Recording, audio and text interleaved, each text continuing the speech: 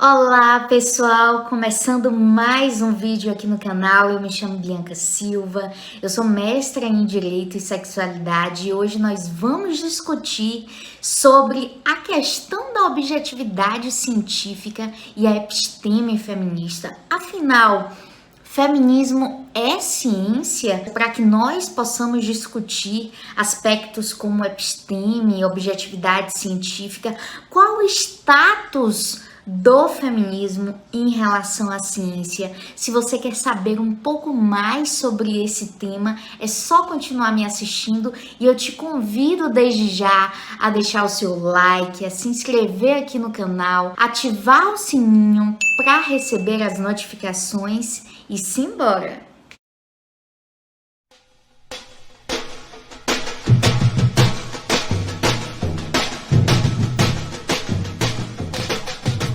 Então, se no último vídeo eu fiz um convite a vocês, fiz uma importante reflexão relacionada com o BBB, o quanto a gente não pode tomar o que acontece no reality show como referência de militância e produção teórica feminista, no vídeo de hoje nós vamos fazer esse percurso de ida diretamente à fonte de forma conjunta. E hoje nós vamos, para fazer esse percurso, nós vamos nos utilizar do texto Saberes Localizados, a questão da ciência para o feminismo e o privilégio da perspectiva parcial, da dona Haraway. Ela que é autora feminista, que é professora da Universidade da Califórnia, que é uma autora estadunidense extremamente importante para a produção feminista, para a episteme feminista. Especificamente, ela discute a questão da objetividade científica, a questão relacionada à neutralidade, à imparcialidade e o quanto isso pode ser relevante para a episteme feminista, que emerge por si só. O feminismo emerge por si só como um projeto. A pesquisa feminista acadêmica, ela emerge por si só como um projeto que é imbuído de política, né? É politizado, é politicamente engajado, ativista. Afinal, quando a gente fala de feminismo, nós estamos falando, na verdade, de feminismos, tanto no sentido de pluralidade de fenômenos, porque compreende ideologias, movimentos sociais, epistemes, teorias, quanto também porque quando falamos das teorias, nós estamos diante de uma diversidade muito grande de abordagens que podem ser, inclusive, divergentes entre si.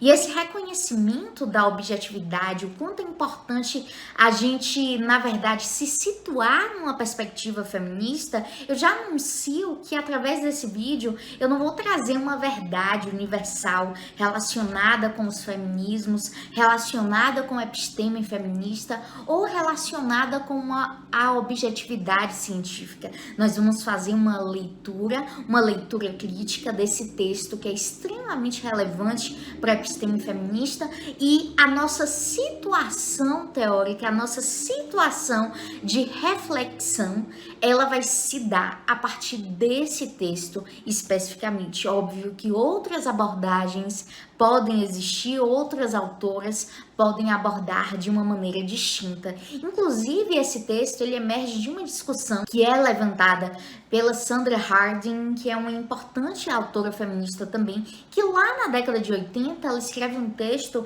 questionando sobre o feminismo, sobre o status do feminismo em relação à ciência. E esse texto da dona Haraway é uma resposta em relação a esse texto da Sandra Harding, em relação aos questionamentos que ela lança, em relação aos questionamentos que ela estabelece, que fazem referência ao status do feminismo em relação à ciência. A dona Haraway, ela já começa o texto anunciando o quanto o saber tem sido policiado e monitorado ao longo dos séculos por filósofos que codificam as leis do conhecimento. Então, ao longo dos séculos, nós tivemos um modelo tradicional de filosofia, de episteme, relacionada com a produção científica e que se utilizou de determinados parâmetros para se estabelecer, na verdade, como um campo de poder.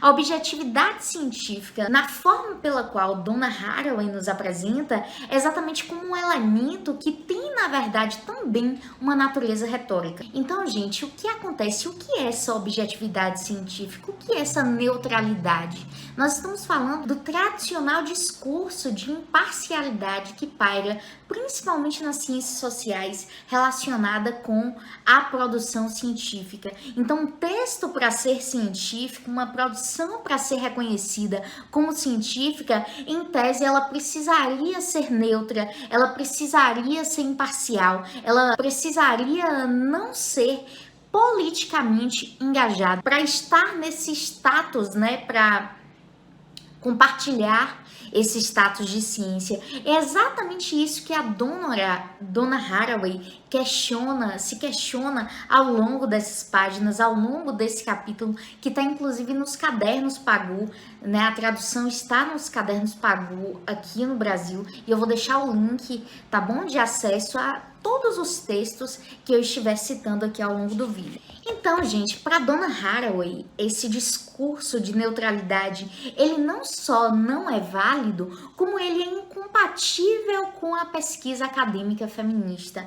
Porque a pesquisa acadêmica feminista, por si só, ela emerge de um contexto de discussão de desigualdades sociais, tendo como ponto de referência a questão do gênero. Então, é uma pesquisa que, por si só, é ativista, é politicamente engajada. Então é impossível falar numa teoria feminista, num posicionamento feminista, sem dissociando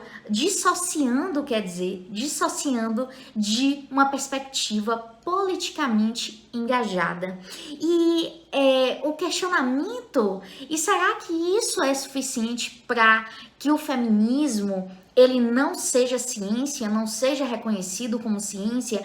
Para Donna Haraway, os feminismos, as teorias feministas, a pesquisa acadêmica feminista se constituem como um projeto político, como um projeto de ciência sucessora. Então, as feministas têm interesse em um projeto de ciência que ofereça explicações mais adequadas ao mundo em que vivemos e que parta e tenha a sua origem a partir de determinados corpos. Então, as categorias discutidas através dos feminismos transcendem a filosofia tradicional e, ao invés de negar a corporeidade da verdade que é veiculada, ela quer estudar, ela quer contextualizar esse corpo. Inclusive, ela fala aqui que os paradigmas tradicionais de ciência, eles se fundamentam numa forma de ciência que é feita de forma irresponsável, através das quais não é possível haver uma responsabilização. O que ela está dizendo é que essa neutralidade, é que essa imparcialidade, ela acaba anulando o corpo que elabora essa verdade. Ela acaba anulando, inclusive, a autoria. E quando a gente vem para a episteme feminista, as autoras feministas, as pesquisadoras, estão reivindicando essa responsabilidade, estão reivindicando essa autoria pelo que é produzido, por aquilo que elas elaboram. As feministas, portanto, têm interesse num projeto de ciência sucessora sustentada na multiplicidade radical dos conhecimentos locais. Então, nós estamos falando de teorias que emergem com o intuito de valorizar e de reconhecer diversos sujeitos, diversas sujeitas que buscam transcender essa ideia de imparcialidade, de neutralidade. Inclusive, a professora Carla Rodrigues, que também é uma importante autora feminista brasileira, ela publicou recentemente um texto, um artigo no Le Monde, em que ela fala o quanto a neutralidade é um lugar que não existe. E ela, inclusive, se utiliza da questão da neutralidade para, inclusive, demonstrar como foi o seu processo de racialização enquanto mulher branca. Então, a ideia de imparcialidade, a ideia de neutralidade, essa ideia, inclusive, esse status, ele emerge também da branquitude, né? Para discutir a sua racialização enquanto mulher branca, e ela demonstra o quanto, do ponto de vista racial, a neutralidade neutralidade ela está centrada na ideia de branquitude, o quanto a branquitude elabora esse ideal de neutralidade, quando em verdade esse lugar não existe. Todos nós falamos de um determinado lugar, de uma determinada situação. Inclusive, essa discussão é muito relevante quando a gente vai discutir lugar de fala. Inclusive, quero muito gravar um vídeo específico sobre lugar de fala. Mas em linhas gerais, todos nós falamos de um determinado lugar. Não existe pensamento neutro, não existe verdade que não esteja imbuída de elementos políticos. O que acontece é que aquilo que foi historicamente construído como privilegiado, aquilo que historicamente ocupou um lugar de privilégio, se situou num lugar de pretensa neutralidade, imparcialidade e, sobretudo, de universalidade. Quando a gente vai estudar os direitos humanos, quando a gente vai estudar a ideia de universalidade no próprio direito, a gente percebe o quanto a universalidade ela é excludente, o quanto ela exclui o ser em situação. O próprio Norberto Bobbio, em A Era dos Direitos, ele fala que a evolução dos direitos humanos ela se dá através de um processo de generalização, de positivação, de internacionalização, mas que por fim, nesta era dos direitos, que ele reconhece como era dos direitos, nós temos um processo de proteção do ser em situação de especificação, exatamente porque a gente transcende esse paradigma de universalidade para reconhecer diversidades, para reconhecer o idoso, para reconhecer a mulher trans, para reconhecer as diversas mulheridades existentes do ponto de vista feminista.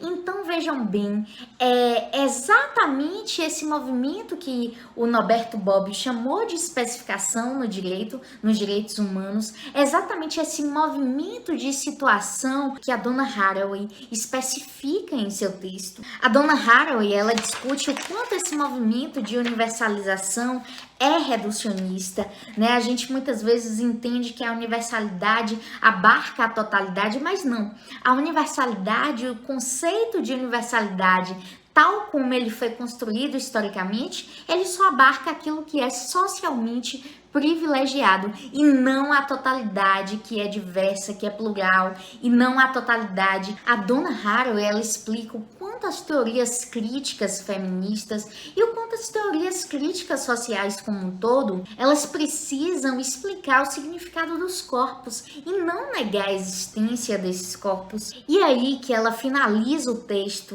com a persistência da visão. Aqui ela explora a natureza corpórea da visão, o quanto um saber que é elaborado, o quanto um texto científico, o quanto um saber, um conhecimento, uma determinada obra científica, ela emerge a partir de uma visão. E essa visão, ela está situada socialmente, politicamente, fisicamente em um determinado corpo. E quando a gente vai para esse projeto de ciência sucessora que ela tanto aborda ao falar das epistemes feministas, ela diz que a episteme feminista, ela também é dotada de objetividade científica. A teoria feminista também é dotada de objetividade científica, só que essa objetividade científica não tem como lastro a imparcialidade ou a neutralidade, mas tem como lastro a corporificação, o saber localizado. Inclusive o texto, ele é intitulado dessa forma, né? Saberes localizados. Saberes localizados. E é exatamente nisso que consiste a objetividade científica quando a gente fala de teorias feministas, quando a gente fala de episteme feminista. Mas, gente, e aí, respondendo à pergunta, feminismo é ciência ou não é ciência? Óbvio que na visão da dona Haraway, eu como pesquisadora feminista reconheço esse status do feminismo enquanto ciência. Isso é uma verdade absoluta? Essa é uma verdade que universal? Não. Mas eu aproveito também para dizer a vocês que, assim como João Batista Erquinoff discute em sua obra de Introdução ao Estudo do Direito sobre o status científico do direito, se direito é ciência ou não é ciência, ele diz que isso pouco importa.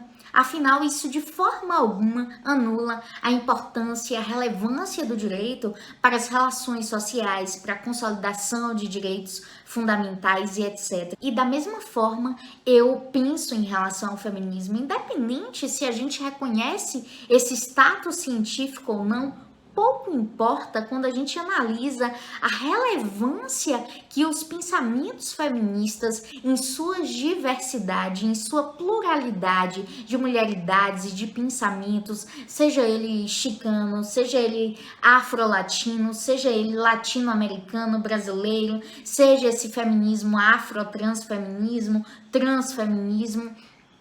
Então, não importa, né, se nós reconhecemos esse status de cientificidade ou não. Isso não ameniza a importância social e a importância histórica que os feminismos assumem na luta, no ativismo e na busca por igualdade de gênero e por tantas outras formas de igualdade. Porque quando a gente vai discutir, por exemplo, a questão da interseccionalidade, que também merece um vídeo exclusivo, a gente percebe que o gênero ele é apenas uma das dimensões das desigualdades sociais que nós vivemos e não dá para compreender essa desigualdade de gênero sem correlacionarmos a questão racial, a questão de classe e tantas outras questões que fazem com que nós ocupemos ou zonas de desempoderamento ou zonas de empoderamento, como a Kimberly Crenshaw afirma. Então, embora o projeto feminista ele tenha bebido, né, nas fontes filosóficas e nos paradigmas filosóficos iluministas, modernos, nós atualmente estamos contemporaneamente os feminismos eles têm nos conduzido a um ideal epistêmico que associa parcialidade, localização e racionalidade. Então, é exatamente isso que a dona Haraway vem nos dizer. Gostaria de dizer a vocês que esse vídeo é uma mera resenha, tá bom? Esse vídeo é uma resenha do texto da Haraway. Eu foquei naqueles elementos que realmente me chamam mais atenção, mas isso não substitui a sua ida diretamente à fonte através da leitura desse texto tão relevante. Vou deixar aqui no box de informações os links de todos os textos citados, tá bom? Direto ou indiretamente. A nossa principal base referencial foi o texto da Haraway, mas eu fiz algumas outras citações e gostaria de novamente convidá-los a deixar o seu like, a se inscrever aqui no canal, ativar o sininho para receber as notificações. Então é isso, um beijo e até o próximo.